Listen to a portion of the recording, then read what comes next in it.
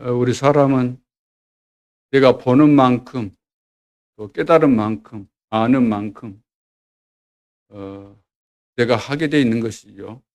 모르면은 우리가 할 수 없는 거죠. 아무리 의욕이 우리가 넘쳐도 모르는 것은 할 수 없는 거 아닙니까? 그래서 남이 하는 것을 봤을 때 또 우리는 깨달아지게 되고 또 무엇인가 배우게 될 때 알게 되고 체험하게 될 때 이제 많은 것들이 깨달아지면서 또 확신도 생기고 이렇게 하면 되겠구나. 이렇게 되는 거죠. 오늘 이제 제목을 보면은 상당히 제목이 깁니다. 제목을 한번 읽어보겠습니다. 그의 목소리를 잘 청종하고 내 모든 말대로 행하면 그랬습니다. 이 말을 쉽게 말한다면은 잘 듣고 들은 대로 실행하면 그런 뜻입니다. 잘 듣고 들은 대로 실행하면 그러면은 무엇을 잘 들어야 될까요? 무엇을? 하나님의 말씀을, 여기서는 그의 목소리 그랬는데 하나님의 말씀을 말하는 거죠. 자, 무엇을 잘 들어야 되는가? 하나님의 말씀을. 그러면 하나님의 말씀인데 어느 정도 말씀을 어느 정도 잘 들어야 될까요? 내가 원하는 만큼 내가 바라는 것만 들으라는 말씀이 아니고 내 모든 말대로 그랬어요. 내 모든 말대로. 사람들은 하나님의 말씀을 들어도 자기에게 필요한 것만 딱 뽑아가지고 듣기 때문에 이 정도면 내가 괜찮겠다. 손해 안 가겠다. 그런 말만 듣고 다른 것은 듣지 않는 하나님이 너무 잘 아시잖아요. 그래서 내 모든 말대로 행하면 그랬습니다. 단서가 딱 붙는 거죠. 우리가 하나님을 믿는다고 하면서 하나님을 내가 어떻게 믿을 것인가? 하나님을 온전히 믿어야죠. 하나님은 하나님을 제대로 인정하고 제대로 믿기를 원하시는데 왜? 하나님 그분은 창조주고 제대로 믿어야 되는 거죠. 어설프게 믿거나 믿는 둥 만 둥 믿거나 형식적으로 믿거나 일부분만 믿거나 그런 것을 하나님은 제일 싫어하는 거죠. 물론 사람은 믿을 것이 못 됩니다. 믿을 사람이 어디 있습니까? 그래서 우리는 사람은 이해를 해야 되는 거죠. 이해를 하고 내가 참고하면서 이렇게 교제를 해야 되는 것이지 어떻게 사람을 믿습니까?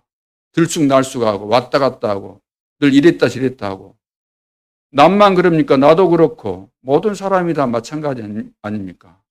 사람은 완전하지 못합니다. 믿음의 대상이 아니죠. 믿음의 대상은 이 땅에서 오로지 한 분밖에 안 계십니다.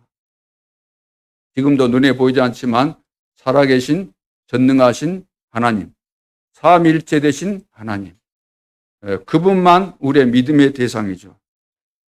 그래서 그 하나님이 눈에 보이지 않는 것 때문에 우리는 사실 그분 믿으면 다 끝나는 것인데 또 믿기 위해서 이 자리에 있고 우리는 믿어서 이 자리에 있는데 그 하나님을 우리는 잘 안 믿는다는 거죠. 안 믿어진다는 거죠. 믿고 싶지만 믿으려고 하지만 잘 안 믿어진다는 거죠.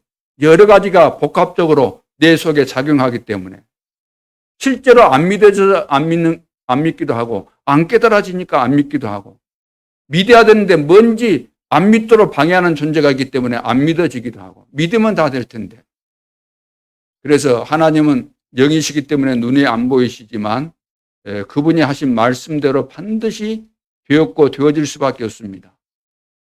그리고 하나님께서 우리에게 약속하신 말씀 그 중에서도 이제 기도하면은 우리에게 응답하신다. 가장 중요한 부분이죠. 구원받았으니까. 또 기도할 때 일어나는 여러 가지 일들에 대해서 우리가 바르게 이해하고 믿는다면은 당장 응답이 우리에게 오게 될 줄로 믿습니다. 오늘 서론에서 그래서 기도의 비밀을 찾아라. 사람들은 기도나 해볼까 그러지만 그거 아니죠. 기도만 바르게 이해하고 기도만 제대로 한다면은 약속된 구원의 축복과 나를 통해서 이루실 세계 복음만은 이 비밀을 깨달은 자들을 통해서 반드시 성취될 수밖에 없습니다. 자, 그러면은 하나님의 것을 누리는 기도가 무엇인가? 하나님의 것을 누리는 것이 바로 기도인데, 하나님의 것을 누리는 기도의 비밀을 우리가 찾아야 되죠. 기도할 줄 알아야 됩니다. 다들 기도하지만 그 기도가 아니다는 거죠. 하나님이 원하시는 기도를 할 줄 알아야 됩니다. 기도를 할 줄 모르면은 응답을 받을 수가 없는 거죠. 하나님은 기도를 통해서 응답받도록 우리에게 약속을 하셨기 때문에 올바른 기도를 해야 되겠습니다. 그러면 첫째, 집중할 것이 있죠. 집중할 것. 기도가 뭔가? 집중입니다. 하나님의 약속된 것을 집중하는 거죠. 집중할 것. 첫째는 복음입니다. 복음. 우리는 예수가 그리스도, 이 비밀을 깨달으면은 이 속에 모든 것이 다 있다는 결론이 나오게 됩니다. 그래서 오직 그리스도가 되는 거죠. 그래서 그리스도 안에 있으면 모든 죄와 저주에서 사망 권세에서 해방받게 되고, 그리스도 안에 있으면은 모든 지혜와 지식과 보화가 그 속에 감춰져 있고, 그 속에 세계 복음화가 있고, 그 속에 응답이 있고, 그 속에 내 인생의 미래가 있고, 그리스도 안에 우리에게 이 시대에 주어진 미션이 다 있는 것이죠. 그래서 그리스도를 붙잡으면 되는데, 믿는다고 하는 성도들이 그리스도를 이해 못하고 선지자를 이해하는 선지자. 예레미야 사상을 가지고 있다. 예레미야. 예수님을 믿는다고 하지만 그 속에는 예레미야를 생각하면서 예수님을 예레미야처럼 이해하고 있다는 거예요. 예수님을 엘리야처럼 이해하고 있다는 겁니다. 그러니까 늘 신앙생활하면서 관심이 뭐냐면은 구제운동 이런 거, 봉사 이것이 다인 줄로 알고 그것을 굉장히 중요하게 여기고 있는 거죠. 그리고 나에게서 능력이 나타나고 기적이 일어나고 신비한 이런 증거들이 일어나는 거, 이런데 너무 관심하고 집착을 한다는 거죠. 뭔가를 느끼려고 늘 하고 기도를 할 때도 그렇고. 거의 뭡니까? 엘리야 사상 아닙니까?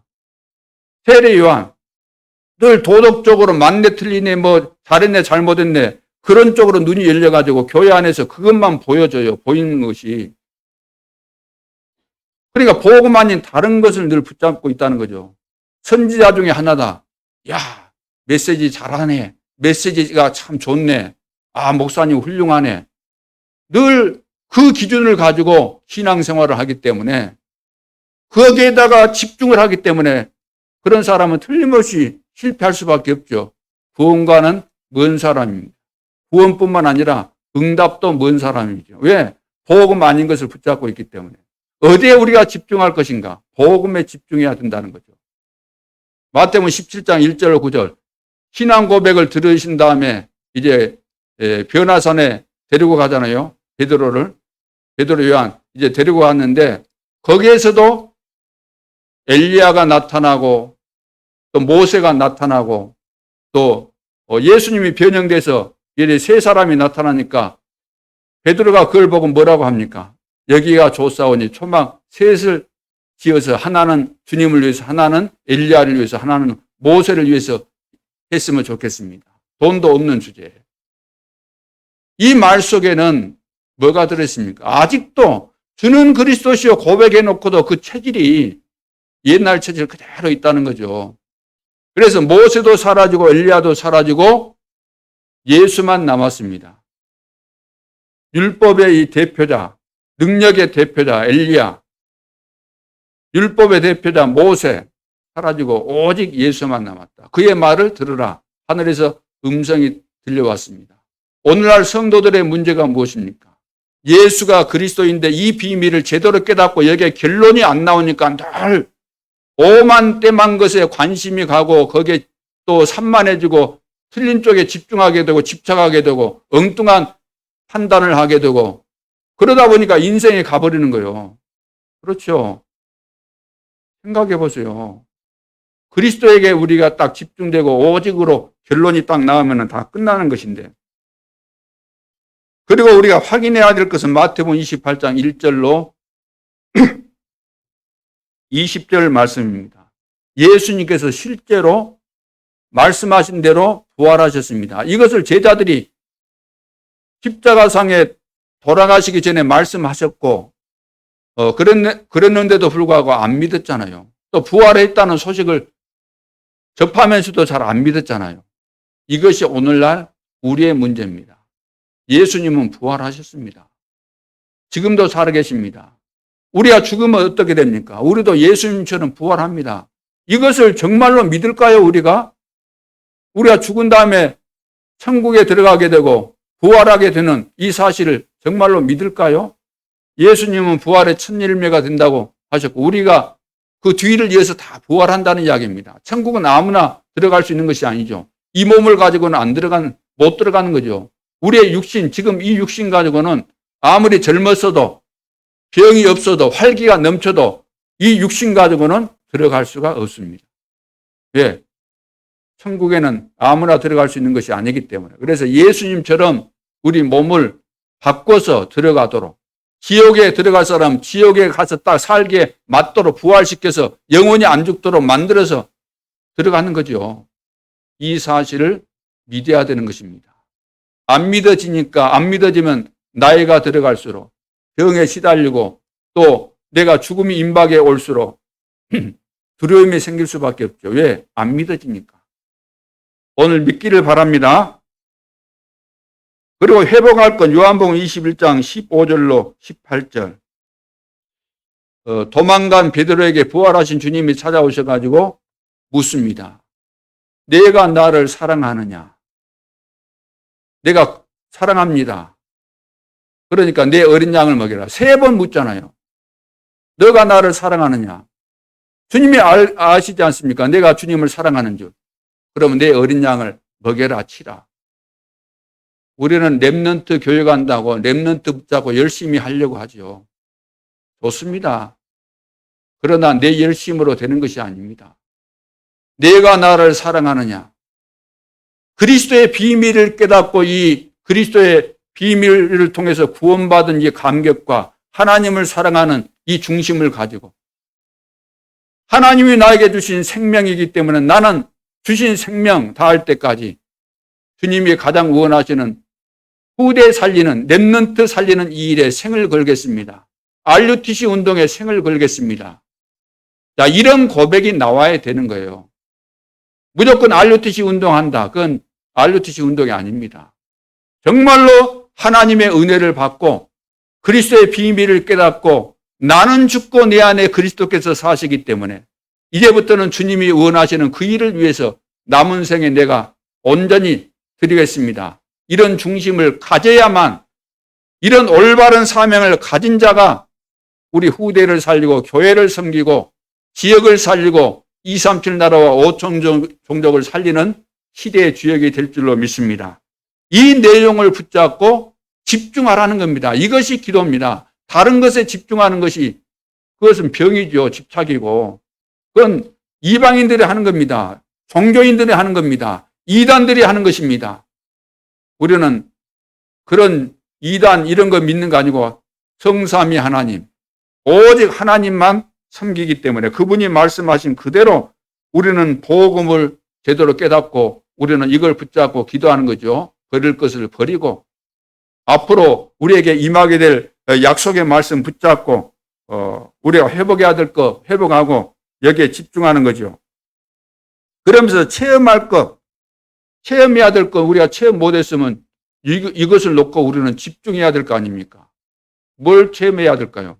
예수가 그리스도구나. 다 끝났구나. 오직 그리스도가 맞구나.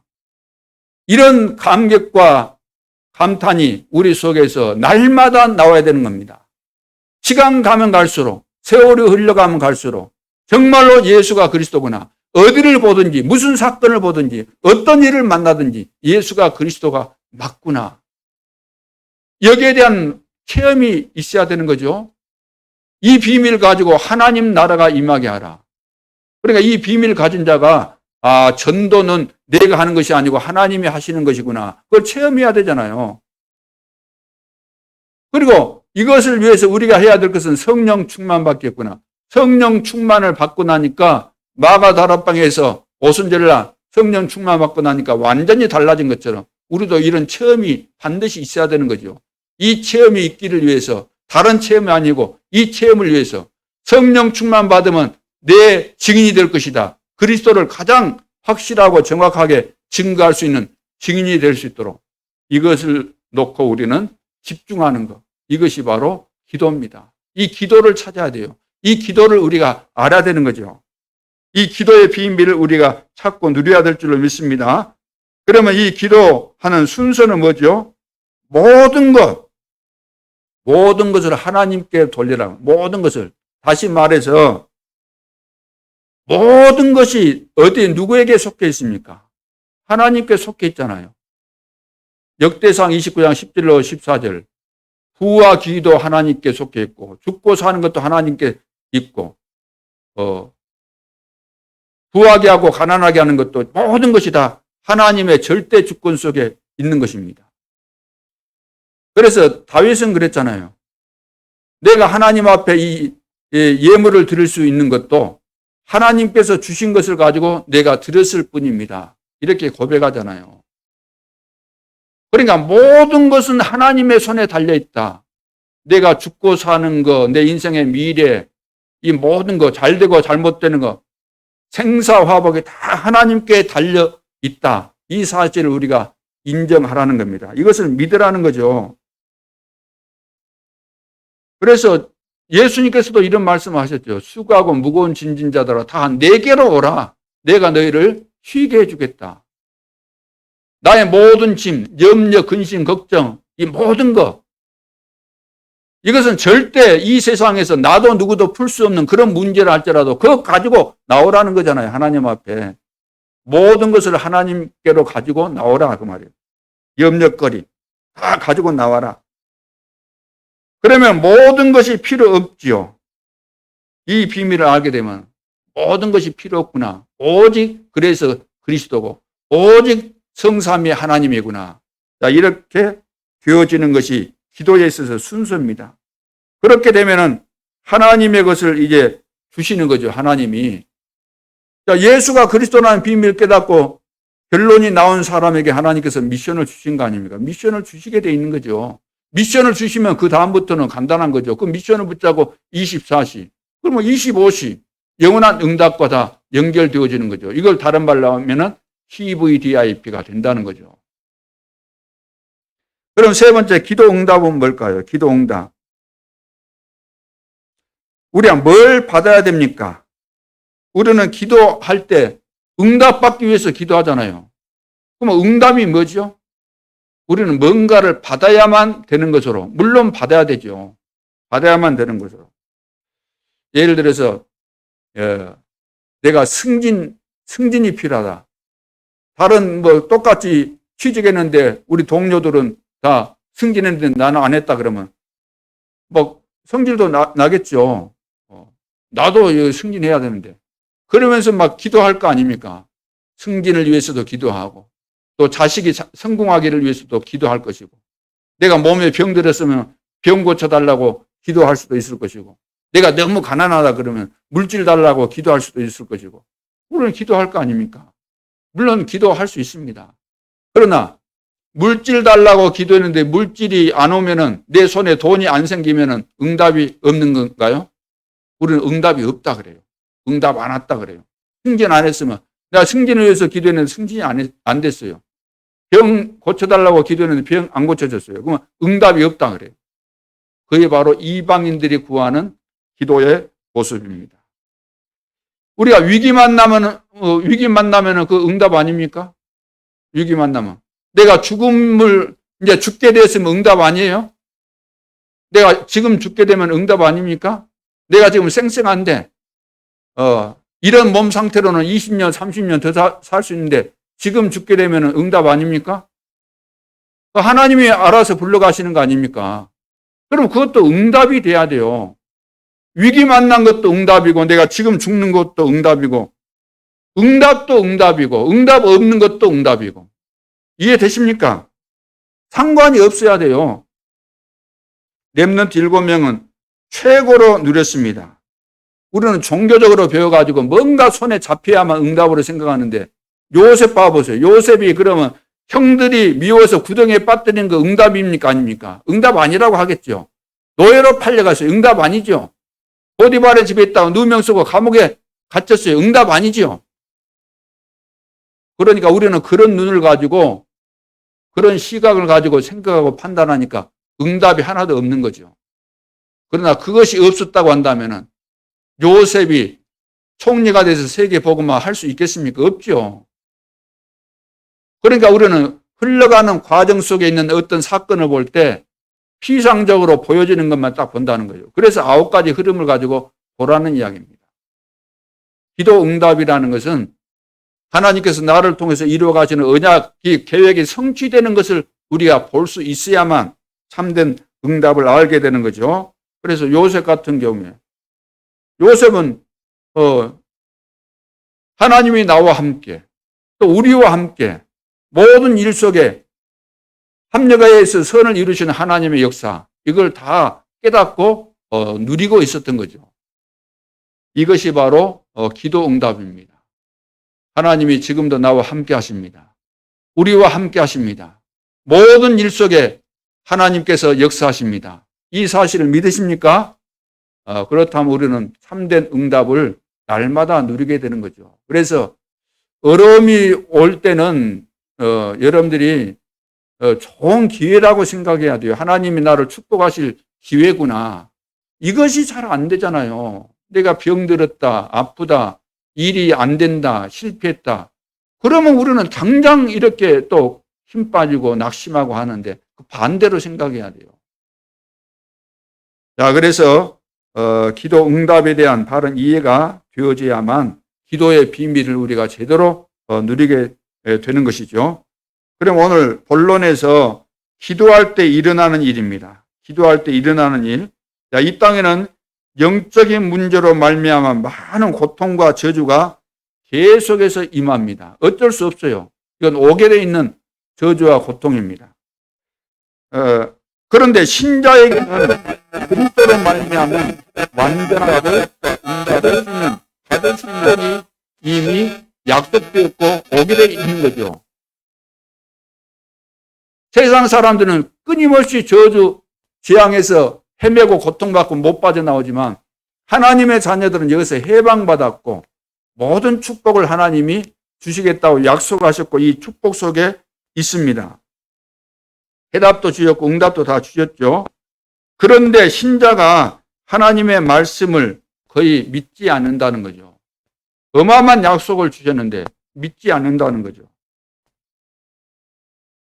성령의 실제성을 믿지 않고 눈에 보이지 않는다는 이유 때문에 기도할 때 일어나는 엄청난 이런 사실들을 더더욱 안 믿고 있다는 겁니다.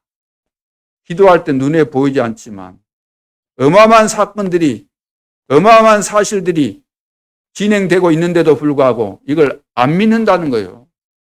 그렇다고 한다면 하나님께서 준비하신 눈에 보이는 그런 얄팍한 어떤 구하지 않아도 있게 되는 이런 것과 비교될 수 없는 그런 놀라운 축복들을 우리는 하나도 보지도 못하고 거기에 관심도 안 가지고 그 응답이 진짜 응답인데 응답의 맛도 못 보고 우리 인생이 끝나는 거죠. 신앙생활이 끝나버리는 겁니다. 하나님이 불러가시니까. 그렇게 신앙생활하는 사람들이 그동안 이 지구상의 교회 안에 천지였고 이 시대에는 이제 그 결과로 교회가 문 닫는, 과거에는 그러다가 다 죽었겠지만 이 시대에 어떻습니까? 이제 실제로 하나님께서 문을 닫으시면서 깨달으라고 보여주고 있잖아요. 그러면 첫째, 기도할 때 어떤 일이 일어납니까? 첫째, 하나님은 분명히 주의 사자를 앞서 보내신다고 약속하셨습니다. 주의 사자, 뭘 말하죠? 사자, 뭘 말해요? 천사를 말합니다. 천사. 오늘날 천사라는 존재를 안 믿는 사람이 너무 많아요. 신학자들도 안 믿는 거 우리가 다 알잖아요, 지금. 안 믿는 거. 어디가 성경에 천사가 있냐, 이렇게 말해요. 얼마나 안 믿었으면 천사, 주의 사자, 성경 전체 어마어마하게 많이 나오는데도 불구하고 왜 그 눈에 안 보였을까요? 신학 박사님인데, 대단한 박사님인데. 기본적으로 내가 이런 것은 있을 수 없기 때문에 관심 밖에 있으면 아무리 성경을 봐도 그 부분이 안 들어오는 겁니다. 안 보여져요. 신기할 정도로. 예수가 그리스도라는 비밀이 얼마나 중요한데 예수님께서 제자들을 부르시고 너희는 나를 누구라느냐? 사람들이 나를 누구라느냐? 너희는 나를 누구라느냐? 그 질문하셨잖아요. 굉장히 중요한 내용인데 거의 대부분 그 성경을 읽었음에도 불구하고 그 부분을 깨닫지 못하고 다 넘어간다는 겁니다. 누가? 신학자가, 목회자가. 그래서 제가 예수 믿고 신학교도 다니고 훌륭한 신학자들, 훌륭한 부흥사들 밑에서 설교도 듣고 강의도 듣고 책도 읽고 다 했는데 그 부분이 중요하다는 사실을 몰랐었어요. 나만 그랬을까요? 아니거든요. 우리가 세계복음하는 이 대일 속에 들어온 거의 모든 목사님들이 이구동성으로 다 고백한 내용들입니다. 그 부분이 안 보였다는 거예요. 그 부분이. 오늘날 말씀을 우리가 들어도 내 고정관념 딱 가지고 고집 센 사람들 있잖아요. 고집 센 거. 고집 센 것이 쉽게 말해서 영적인 문제인데 여기에 딱 걸린 사람은 안 보입니다. 보여줘도 안 보여. 봐도 몰라요. 이야기해줘도 안 깨달아져요. 우리가 기도할 때 일어나는 일, 어떤 일이 일어나는가? 주의 사자를 앞서 보내신다고 오늘 본문에 계속 말씀하고 있잖아요. 20절에 보세요. 내가 사자를 내 앞서 보내어 길에서 너를 보호하며 23절에도 내 사자가 내 앞에 앞서 가서 27절 내가 내 위엄을 내 앞서 보내어 앞서 보낸다. 28절 내가 왕보를 내 앞에 보내리니 앞에 보낸다. 22절에도 여러 번 나오잖아요. 22절 내가 그의 목소리를 잘 청종하고 내 모든 말대로 행하면 내가 내 원수에게 원수가 되고 내 대적에게 대적이 될지라. 하나님께서 다 하신다는 겁니다. 먼저 다 해버리신다는 거예요. 원수가 있으면 다 막아버리고 다 하나님이 앞서서 다 하신다는 말씀이죠. 자, 이 사실을 믿으면은 응답이 옵니다. 그래서 육적인 사람들, 다시 말해서 불신자들은 영적인 사실을 모르는 거 당연하죠. 근데 신자들은 거의 안 믿습니다. 말하면 안 믿어요. 안 먹혀 들어가요. 안 믿으니까. 가만히 있어요. 이 말하면 알아먹겠지, 믿겠지 라고 생각하고 있지만 성도들 입장에서는 듣는 채 마는 채 안 믿어요. 안 믿어. 그래서 우리가 하나님 말씀을 붙잡고 기도한다면은 하나님은 우리 앞서 우리의 현장에 사업처에 주의 천사를 보내신다. 주의 사자를 앞서 보내신다. 하나님께서 먼저 보내서 하신다. 이 약속하셨고 이 사실을 믿으면 될 텐데 거의 다 안 믿는다는 거죠. 여러분 어떻습니까? 믿어지십니까?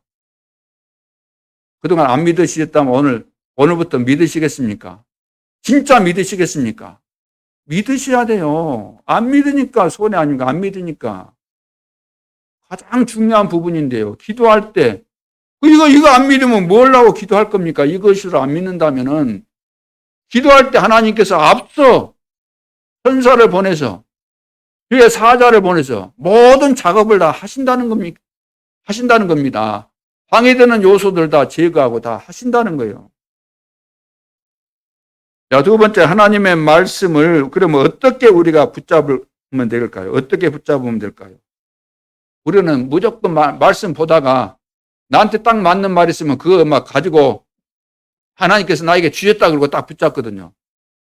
이게 자기 나름대로 아전 인수격으로 늘 성경을 해석하려고 하는데 그렇게 해석을 하면 안 되는 거죠.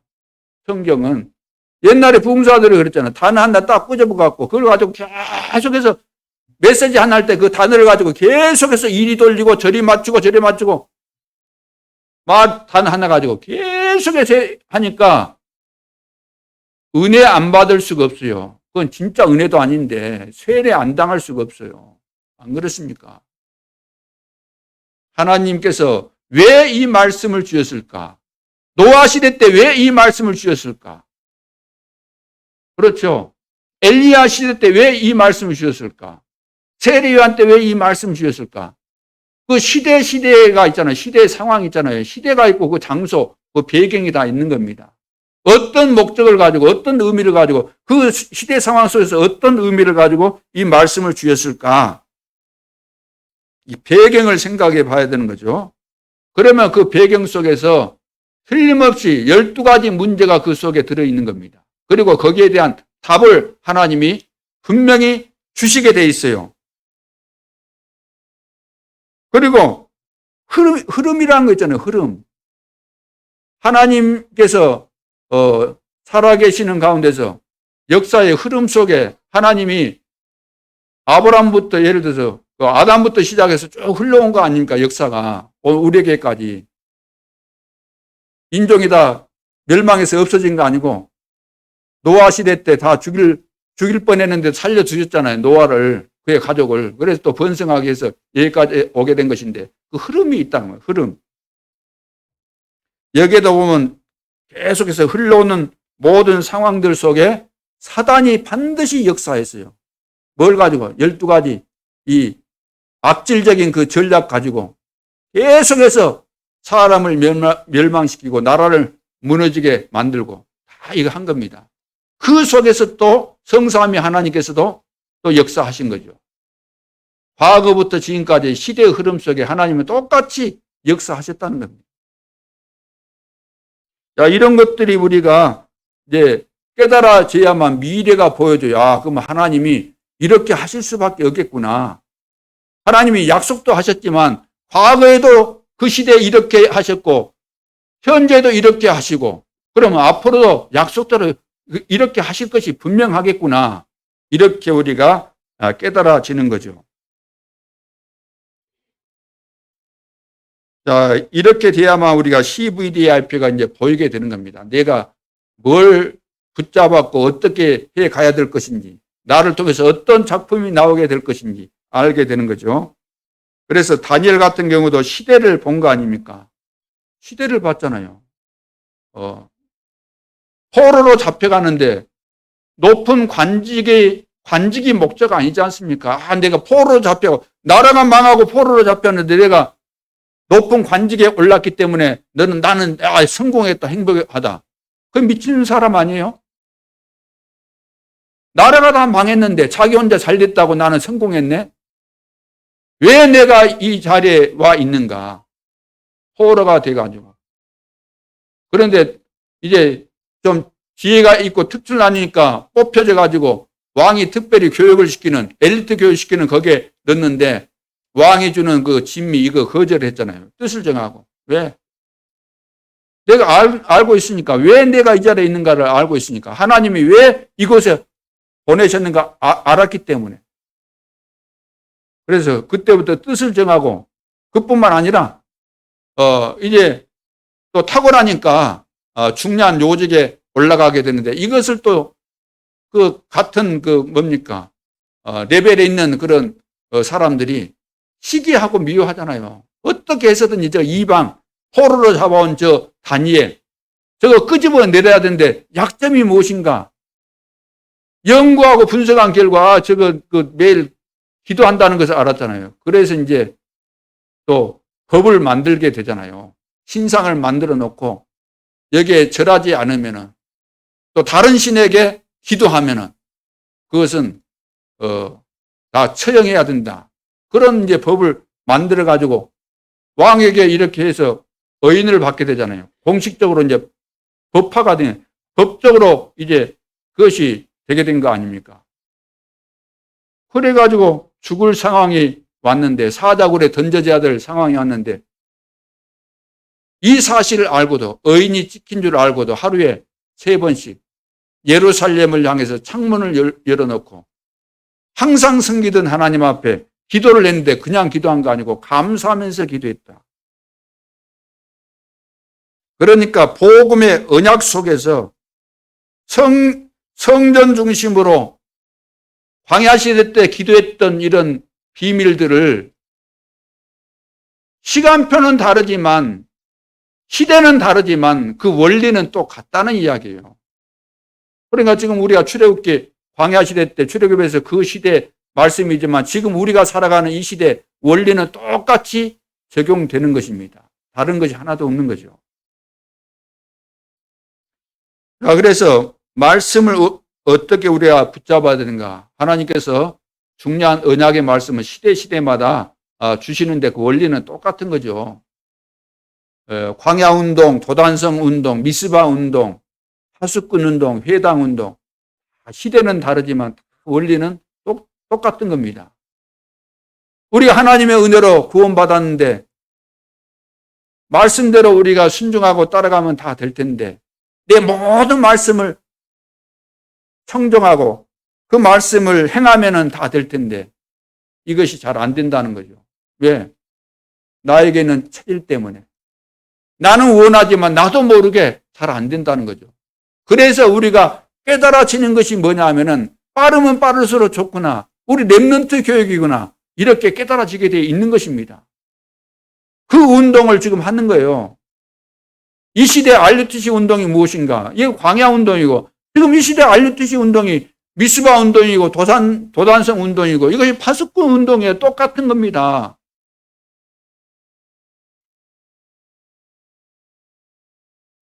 그러면 언제 기도할 것입니까? 언제 기도해야 되죠? 물론 우리가 24시 기도하는데 위기 때 기도하고 질병이 올 때 기도하고 중요한 기도 제목이 왔을 때 우리는 기도하는 겁니다. 성경에 보면 다 그렇게 했어요. 그리고 아침에 기도하고 다윗 같은 경우는 그렇게 바쁜데도 왕으로서 바쁜데도 아침에 기도하고 저녁에 기도하고 눈 뜨면 기도하고 그리고 메시지 들을 때 우리는 기도하는 거죠. 자, 이렇게 기도에 대한 비밀을 깨닫고 이 축복을 절대로 놓쳐서는 안 될 줄 압니다. 그래서 기도를 이해하면은 기도는 부담이 아닙니다. 시간 낭비가 아닙니다. 힘든 거 아닙니다. 가장 행복한 시간이고 가장 귀중한 시간이고 이것이 모든 것이라고 해도 틀린 말이 아니죠. 하나님이 24시 나와 함께 하는데 24시 내가 하나님과 함께 동행하고 누리면 다 끝나는 거 아닙니까? 그러면 하나님의 말씀 붙잡고 기도하면 반드시 뭐가 오지요? 반드시 응답을 받게 됩니다. 기도하면은. 출애굽기 14장 19절에 주의 사자가 모세 앞서서 그랬어요. 모세 앞서서. 열왕기상 19장 1절로 7절에 하나님이 주의 천사를 보내사 엘리야에게 물과 떡을 주셨다 그랬죠. 그래서 40귀하러 가지 않습니까? 또 열왕기하 19장 35절에 보면 이 밤에 여호와의 사자가 나와서 아수르 진에서 군사 몇 명? 18만 5천을 다 하룻밤 사이에 다 죽인 거예요. 뭐 할 때? 히스기야가 사내로부터 온 그 편지를 듣고 편지를 보고 그걸 펴놓고 하나님 앞에 기도하잖아요. 기도할 때 그 밤에 열왕기하 6장 17절 엘리사가 기도할 때 불말과 불병거가 동원되었습니다. 그런데 이것은 영안이 안 열리니까 뭡니까? 게하시는 그 못 보잖아요. 그래서 엘리사가 또 기도하면 보게 해달라고. 그러니까 보잖아요. 분명히 하나님은 지금도 살아계시고 주의 사자를 보내서 역사하시고 불말과 불병거를 통해서 역사하는데 우리가 못 봤을 뿐이에요. 모를 뿐이에요. 우리가 안 믿어서.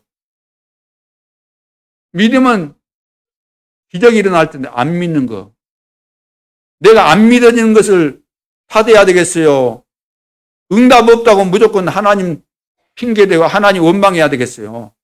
이스라엘 백성들처럼 우리는 그렇게 살면 안 된다는 겁니다. 왜 출애굽에서 가나안 땅에서 가나안 땅 들어가기 전에 일주일이면 좋게 들어갔는데 40년 동안 그렇게 했겠어요. 그걸 교훈 삼으라는 거예요. 교훈 삼으라. 교훈으로 삼으라고 성경을 기록한 겁니다. 그래서 하나님은 우리에게 불신자들은 도저히 알 수 없는 영적인 비밀한 답을 우리에게 주셨습니다. 불신자들이 어떻게 알겠습니까? 우리가 기도한다면은 하늘의 군대가 동원되고 흑암의 권세, 사단의 권세는 지금 묶이게 되는 겁니다. 그래서 우리는 중요한 때 예수 그리스도 이름으로 사단의 세력을 결박하는 기도를 할 수 있죠. 왜? 그렇게 하라고 말씀하셨으니까. 강한 자를 먼저 결박해라. 귀신을 내어쫓는 권세를 주셨다. 주었노니 하나님의 자녀가 되는 권세를 주셨다. 이 사실을 믿고 사용하는 전도자들이 되어져야 되겠습니다. 그럼 두 번째, 이때 우리는 무엇을 해야 할까요? 21절에 너희는 삼가 그 목소리를 청정하고 그를 노엽게 하지 말라. 22절 내가 그 목소리를 잘 청정하고 내 모든 말대로 행하면 24절에 너는 그들의 신을 경배하지 말며 이방 그 신 말이죠. 섬기지 말며 그들의 행위를 본받지 말고 그것들을 다 깨뜨리며 그들의 주상을 부수고 또 25절에 보니까 내 하나님 여호와를 섬기라. 그러니까 이방신 섬기지 말고 그거 다 내 부셔라. 그거 귀신들이 하는 장난이다. 속지 말고 너희들은 여호와를 섬겨라. 하나님은 분명히 응답하실 것을 우리에게 약속하셨습니다. 하나님은 우리에게 거짓말하지 않습니다. 하나님이 거짓말 하실 이유가 뭐 있습니까? 우리가 기도의 힘을 얻는다면 그 목소리를 청정하고 하나님의 말씀대로 행한다면, 오늘 말씀이잖아요. 말씀대로 행한다면 우리의 원수를 하나님이 갚아주시고 우리의 양식과 물에까지도 복을 주시고 모든 병을 제하시며 우리의 날수를 채우시는 축복을 주실 것을 약속을 하셨습니다. 하나님이 살아계신 사실과 약속을 우리가 믿으면은 믿는 순간에 우리에게서 뭐가 사라집니까? 염려, 불신앙 사라지잖아요. 그러잖아요. 그리고 우리는 서론에 휘말리지 않게 돼요. 딱 하나님 믿어버리면. 대부분 우리가 이 중요한 인생, 한 번밖에 없는 인생, 계속해서 시간이 흘러가는데도, 얼마 시간 남지 않았는데도 불구하고 우리는 딱 중요치 않는데 늘 거기에 엮이게 되고, 거기에 관심 갖게 되고, 거기에 걸리게 되고.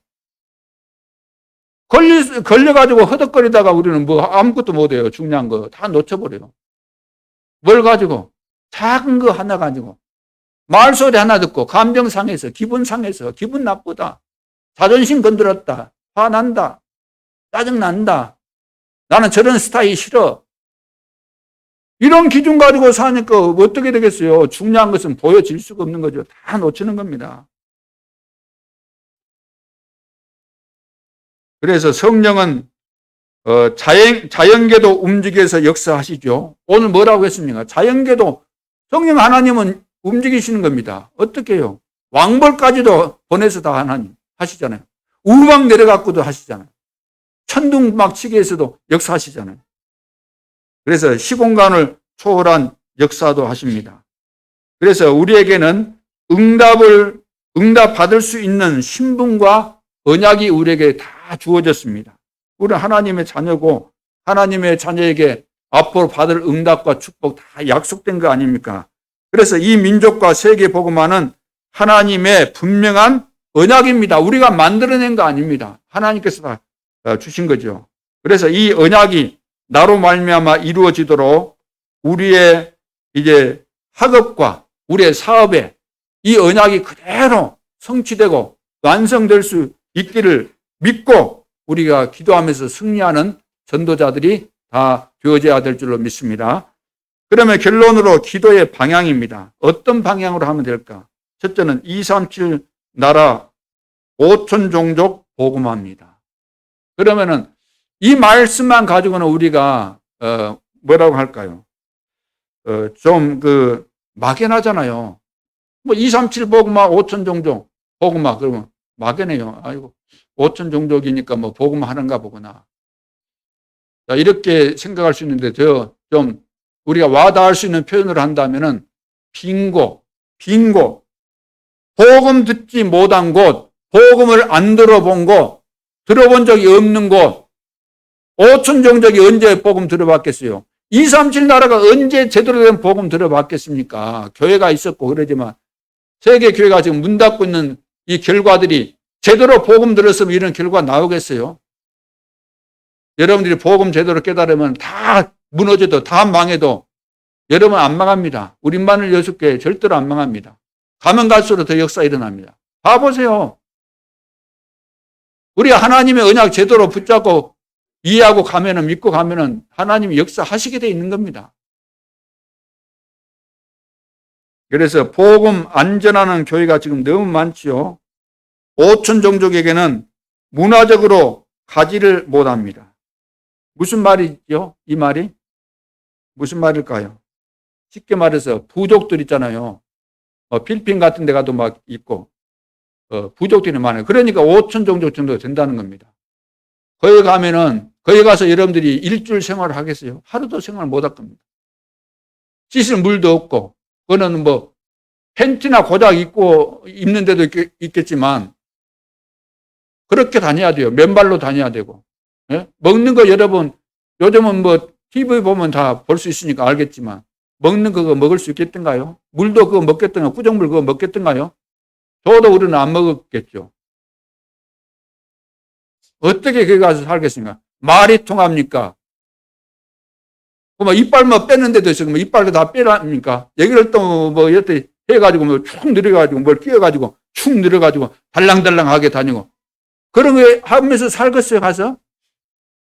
오늘 우리가 문화혜택을 다 받은 사람들인데 미개인들 속에서 문화혜택을 전혀 못 받은 그 속에 들어가서 적응하고 살 수 있겠냐 그 말입니다. 한 끼만 먹어도 배탈 날 거 아닙니까? 들어가서 적응 못합니다. 언어 잘 안 통합니다. 제대로 복음이 증거되려면 어떻게 해야 되겠습니까? 그 부족들 가운데 제자를 빨리 찾아내서 그 부족에 들어가서 적응할 수 있는 TCK나 이런 사람들 빨리 찾아내서 훈련시켜서 보내야 된다는 이야기죠. 그래서 길이 TCK다. TCK 모든 족속 만민 땅끝까지. 그래서 이 사람들이 모일 수 있어야 되니까 플랫폼이 필요하죠. 그래서 랩넌트와 RUTC를 통해서 모든 응답 모이는 이 플랫폼. 그래서 우리 지역도 사람들이 모일 수 있는 플랫폼을 만드는 이 시스템 전도를 해야 된다는 겁니다. 그래서 여러분들이 받은 달란트가 무엇인가, 이것을 기능, 전문성이 무엇인가 지금 분석을 하고 있는 거죠. 여기에 여러분들이 당연히 협조하시고 하나님께서 왜 나에게 이런 기능과 달란트 주셨을까? 이걸 가지고 세계 복음만을 위해서 내가 헌신하는데 많은 헌신도 요구하지 않잖아요. 일주일에 한두 시간 정도 시간 내라는 겁니다. 왜 시간 못 내겠습니까? 그렇잖아요. 하루에 예를 들어서 여러분들이 직장 생활 한다 그러면 8시간은 가서 직장 생활 해야 되니까 그 시간은 우리가 빼앗을 수 없겠지만 24시에서 8시간 빼고 나면은 여러분들이 거기에 뭐 자는 시간, 쉬는 시간, 먹는 시간, 노는 시간 얼마든지 한두 시간 다 뺄 수 있습니다. 그렇죠. 불가능한 거 아니죠. 나는 도무지 그런 것을 못하겠다 그러면 여러분들이 기도로 동참하면 되는 것이고 또 물질 있는 분들은 물질로 동참할 수 있는 것이고 다 할 수 있는 거거든요. 그래서 기능별로 이제 분석을 해서 우리가 플랫폼을 만드는 이 중요한 축복을 회복해야 될 줄로 믿습니다. 그러면서 안테나 이 말은 인재를 만들어서 안테나로 사용한다는 거죠. 인재들은 제대로 키우면은 그 능력이 있고 영향력이 있기 때문에 그 인재들이 가게 되면은 하급할 수 있는 그런 상황들이 많이 만들어지죠. 그렇지 않습니까? 그러면은 이 복음을 전달하는 역할을 할 수 있는 중요한 도구가 되는 거죠. 그리고 콘텐츠라는 것은 영혼을 콘텐츠로 하라는 거죠. 영원한 거, 일시적인 것 말고 영원하고 가치 있는 거, 무한한 가치가 있는 거, 복음의 비밀, 영적인 이런 비밀들, 이런 콘텐츠를 가지고 하게 되면은 우리는 전 세계를 복음하는데 중요하게 쓰임받게 될 줄로 믿습니다. 이것을 준비하는 교회가 나오면은 하나님은 시대적인 응답을 주신다고 약속하고 있고 그동안도 그렇게 하셨습니다. 그렇다면 우리 교회는 이런 준비를 해야 되겠어요? 안 해야 되겠어요? 하나님이 하라고 하신 대로 하기만 하면은 하나님이 사용하신다는 겁니다. 절망 가운데 있었던, 인생을 포기했던 모세, 80세 남의 양이 낳치고 있었던 모세에게 하나님이 찾아오셔서 상상치 못할 그런 일을 다 맡기시고, 모세가 못한다고 하니까 하나님이 다 하셨잖아요. 오늘 난 나이가 먹어서 못해. 나는 힘이 다 빠져서 못해. 아파서 못해. 그건 다 핑계입니다. 하나님이 하시면 다 하세요. 믿습니까? 한번 따라합시다. 하나님이 하시면 다 하신다. 의욕이 사람이 상실되고 소망이 끊어지게 되면은 그것이 늙은 겁니다. 그것이 절망이에요. 그러죠? 그래서 여러분들이 언약을 붙잡고 언약 속에서 소망 가지고 항상 도전하고, 하나님이 부르시는 그 순간까지 힘 빠지면 안 된다 그 말이에요. 왜 힘이 빠집니까? 두 번째, 전도자의 시대적 치유입니다. 그래서 우리가 237 나라 5천 종족을 우리가 향해서 가는데, 우리가 주역인데, 내가 주역인데, 내가 치유가 안 되면은 쓰임 받을 수 없잖아요. 반드시 환자는 그 병에서 치유받아야만 정상적으로 생활하게 돼 있죠. 일도 하게 돼 있고. 그러나 정상적으로 일하는 직원이라 할지라도 병 들으면 어떻게 돼요? 근무 못 하게 되잖아요. 집에 가든지 뭐 병원에 입원하든지 해서 치료받고 와야만 이제 근무를 하든지 뭐 일하든지 하는 것이기 때문에. 자, 그래서 전도자는 시대적인 치유가 돼야 됩니다. 창세기 3장 4절 5절에 보니까 나중심, 아담의 후손으로서 나중심, 사단에게 잡힌 마귀의 자녀, 영적으로 마귀의 자녀로서 나중심으로 살았던 사람은 다 병들어 있는 거죠. 여기에서 우리가 빠져나와야만 근본적인 치유가 일어나는데 우리는 빠져나왔어요. 어떻게? 창세기 3장 15절. 여자의 후손이라는 이 복음의 비밀을 통해서 여기서 내가 해방받고 빠져나왔어요. 그렇죠? 끝났는데 왜 그러면 안 되냐고. 끝났는데 왜 안 될까요? 끝났는데도 불구하고 안 된 이유가 그리스도께서는 다 끝내셨어요. 다 이루었다, 다 끝내셨어요. 그런데 왜 나는 안 되냐고. 그것이 오늘 갈라디아서 2장 20절입니다. 오늘 장로님이 기도하실 때 분명히 이 기도를 하셨는데, 나를 치유해야 돼요. 나는 죽었구나. 왜? 내가 그리스도와 함께 십자가상에서 내가 죽은 거 아닙니까? 그 사실을 우리가 믿는 거니까. 그리고 이제는 내가 사는 것은 이제 내 안에 계신 그리스도를 위해서 산다는 거죠. 그분이 원하는 일을 위해서. 이것이 바로 나를 치유하는 겁니다. 창세기 6장 4절 5절. 사람들이 전부 다 육신 중심, 물질 중심. 여기에 걸려갖고 절대로 빠져나올 수 없어요. 네피림 시대에 딱 걸려가지고. 그때 하나님께서 방주를 만들어라. 그래서 방주 안에 들어온 자들은 다 해방받았습니다. 구원받았습니다. 그런데 왜 안 되죠? 그런데 내가 안 된다는 거죠. 왜? 갈라디아 20절이 안 돼서. 무슨 말인지 이해되시죠? 창세기 11장 1절로 8절. 절대로 여기서 못 빠져나와요. 성공 중심으로 사람들이. 우리 이름을 내자. 탑을 쌓자. 하나님은 흩어지라 그랬는데 흩어지지 말자. 사단에게 잡혀갖고 이렇게 하나님을 대적하는 이런 어마어마한 이 불신앙 속에 들어있었죠. 여기서 못 빠져나옵니다. 그런데 하나님께서는 창세기 12장 1절 3절 내가 내게 지시할 땅으로 가라. 가나안 땅이잖아요. 여기서 해방받도록 하셨어요. 해방받았어요. 그런데 왜 안 되죠? 해방받았는데. 그것은 갈라디아서 2장 20절. 내가 치유가 안 돼서. 나는 죽고 내 안에 그리스도께서. 그래서 내가 치유되면 우리는 전도자로서 부름받았기 때문에 이제 시대를 치유할 수는 전도자가 된다는 이야기입니다. 내가 치유돼야 되죠. 그래야만 사단의 전략에 속지 않습니다. 내가 치유될 때 시대적 치유가 일어나는 거죠. 그래서 사단의 전략이 뭐죠? 이걸 모르니까 늘 사단의 전략에 우리는 말려 들어가요. 자존심, 자만심, 사치심.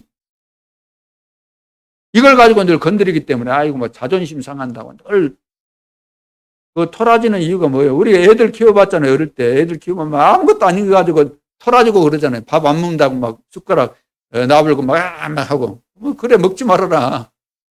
저는 막 안 달리는 스타일입니다. 먹기 싫으면 먹지 말아.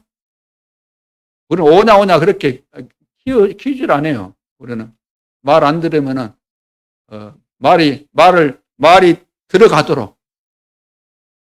울지 마라 그러는데 울면은 목이 터져서 목소리가 안 나올 때는 난 가만 놔둡니다. 가만 놔둬요. 몇 바퀴를 막 비비고 돌든지 말든지. 네? 이제 교육도 우리 뭐 다 각자 뭐 교육하는 철학이 있으니까 하겠죠.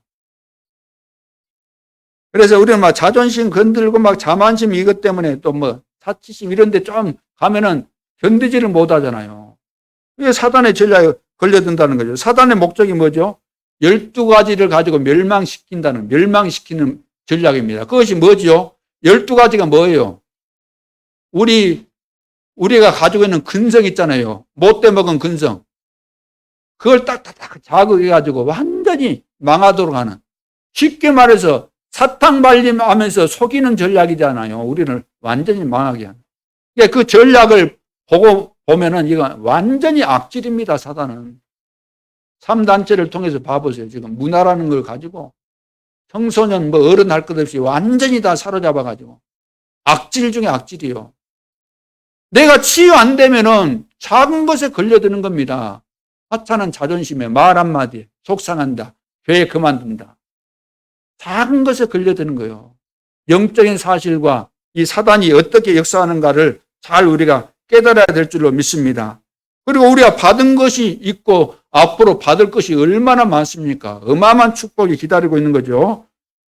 그렇다면 우리가 받을 축복에 대해서 이제는 방향을 맞추고 흔들리지 말고 실제 여정의 흐름 속에 우리가 있다는 사실을 인정하고 이 축복 속에 있다는 사실에 대해서 감사하면서 방향을 잘 맞춰서 나아가야 될 줄로 믿습니다. 세 번째, 그렇다면 우리가 바꿀 것이 있죠. 바꿀 것. 한마디로 말해서 우리는 내 뜻대로 늘 살아왔고 그렇게 살려고 합니다. 우리 본능이. 그러지 말고 이제는 하나님의 계획이 무엇인가를 묻고 여기에 방향을 맞추라고 하면 하나님의 계획적으로.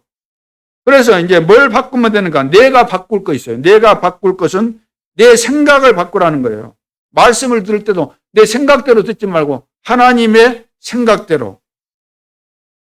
그래서 주여 말씀하옵소서 내가 듣겠나이다. 그러죠? 하나님의 말씀 듣고 골라서 듣지 말고 주여 무슨 말씀을 하시든지 나는 그대로 듣고 말씀 들은 대로 청정하는 대로 행하겠습니다. 모든 말씀을 오늘 제목대로 모든 말씀을 다 나는 그대로 행하겠습니다. 이것이 바로 나를 바꾸는 겁니다. 그리고 우리가 기도할 때도 나의 소원대로 기도하는 게 아니고 하나님의 뜻대로 내가 기도하겠습니다. 너희는 먼저 그의 나라와 그의 의를 구하라. 너희는 먼저 그의 나라. 하나님의 뜻이 하늘에서 이룬 것처럼 땅에서도 이루어진다 그랬잖아요. 하나님의 나라를 위해서 기도하는 것. 세 번째는 나의 것 가지고 말하는 게 아니고 하나님의 것을 말하는 것. 이거 전도지 않아요. 하나님의 것이 뭐죠? 하나님의 나라가 임하게 될 것이다. 은과 금은 내게 없지만 내게 있는 것으로 내게 주노니 나사렛 예수 그리스도 이름으로 걸어라. 바울도 가는 데마다 하나님 나라가 임하게 될 것에 대해서 계속해서 말씀을 증거했습니다. 그래서 내가 바꿀 거 이거죠. 다시 말해서 잘못된 나의 기도, 나의 말씀 받는 거, 나의 전도 이거 다 바꾸라는 겁니다. 두 번째는 우리가 바꿀 것, 우리 교회가 바꿀 것. 첫째는 생각입니다. 생각을 바꿔야 돼요. 다른 사람은 문제라고 하지만 우리는 뭐예요? 다른 사람은 문제라고 하지만 우리는 답이다. 다른 사람은 시험이라고 하지만 우리는 갱신이다.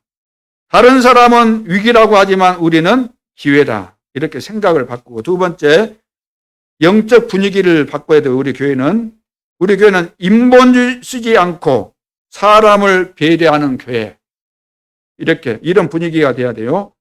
그리고 물질주의에 빠지지 않고 물질로 헌신하는 교회. 그리고 명예, 자리에 연연하지 않고 WIO, with, 임마누엘, 원리스 여기에 헌신하는 교회. 자, 그리고 세 번째는 경제력이 있는 산업인이 일어나는 교회. 그래서 빛의 경제, 보공 경제, 이런 경제력이 살아나는 우리 산업인들이 일어나야 돼요. 우리 다 산업인인데 경제 회복이 안 되면 안 되잖아요. 빛의 경제가 회복이 안 되면 안 되잖아요. 하나님, 나에게 빛의 경제를 주시옵소서. 왜? 나의 어떤 육신적인 내 개인적인 동기를 위해서가 아니고 하나님이 원하시는 RUTC 센터를 세우고 렘넌트를 살리고 교회를 살리고 세계에 선교해야 되는 것이 맞기 때문에, 이것 때문에 하나님께서 나에게 기능을 주셨고 달란트 주셨기 때문에 나에게 빛의 경제를 허락해 주옵소서. 그래서 경제력이 있는 이런 산업인들이 일어나는 교회, 24시 기도하는 산업인 되어져야 될 줄을 믿습니다. 이삭이 1년 농사했는데 100년의 이 축복을 받았고 셈의 근원을 발견했던 것처럼 우리 임마누엘 예수께 모든 중직자 산업인들은 이런 응답과 축복을 다 회복할 수 있기를 주님의 이름으로 축원합니다. 마지막으로 오직 말씀과 기도만 붙잡아라. 한 주간 예배와 말씀으로 딱 끝나야 돼요. 딱 끝나야 돼요. 다른 거 소용없잖아요. 말씀과 기도로, 오직 말씀과 기도로. 사실 저도 그렇더라고요. 이 다락방 이 전도운동에 들어와서 개척교회 하기도 하고 여러 가지 이제 세월이 흐르는 가운데서 많은 문제들이 있었지만, 내 혼자 고민해도 안 되고 남한테 상담할 사람도 없고 해봐야 그렇고, 어떤 얽히고 설키는 그런 문제도 메시지 딱 들으면 딱 답이 나오더라고요. 답이. 그래서 내가 해보니까 그래서 여러분들도 오늘 목사님 만나서 상담해볼까, 상담하지 말란 말은 아닙니다. 상담할 거 있으면 와서 언제든지 하시기 바랍니다. 근데 와서 여러분들이 말씀 듣는 가운데서 답이 다 나오는 거 정상입니다. 그렇죠? 정말로 여러분들이 문제가 있고 그 문제에 대해서 답을 얻기를 원하는 분이 맞다면 반드시 정확한 답이 나오게 됐습니다. 하나님께서 주시게 되어 있습니다. 이번 한 주간 동안도 승리할 수 있기를 주님의 이름으로 축원합니다. 기도드리겠습니다. 하나님, 은혜를 감사합니다. 하나님은 전능하시고 지금도 살아계시고 우리에게 말씀하셨기 때문에, 또 지금도 말씀하고 계시기 때문에 하나님의 말씀대로, 들은 모든 말씀대로 행하면은 반드시 하나님은 앞서서 주의 사자를 보내시고 우리가 알지 못하는 기묘한 일들을 이루시고 우리가 상상치 못하는 일들을 하나님께서 지금도 이루고 계심을 믿습니다. 하나님의 절대 언약대로, 세계복음화의 계획대로, 우리를 통해서 하실 놀라운 계획대로 완벽하게 성취될 것을 믿습니다. 언약 붙잡고 기도의 비밀을 누리는 가운데서 새롭게 변화된 전도자로 서게 하여 주옵소서. 지금도 살아계신 주 예수 그리스도 이름으로 기도하옵나이다. 아멘.